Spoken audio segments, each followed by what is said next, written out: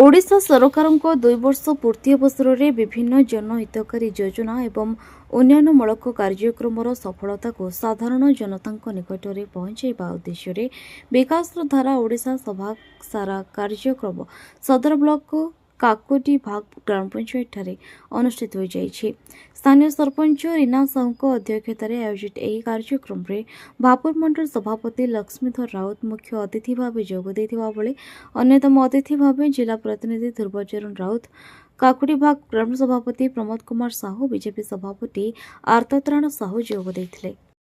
कार्यक्रम में पंचायत जनप्रतिनिधि स्वयं सहायक गोष्ठीर महिला सदस्य, महिला स्वास्थ्यकर्मी, अंगनवाड़ी कर्मी, आशाकर्मी, ग्रामसेवक प्रदीप कुमार साहू और स्थानीय जनसाधारण उपस्थित थे।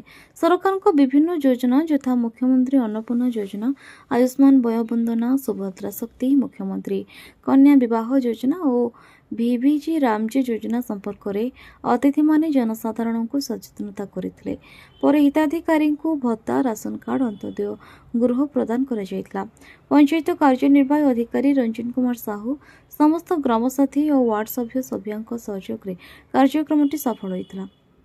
हिंदोलरू प्रभास खुंटिया रिपोर्ट, संघर्ष टीवी।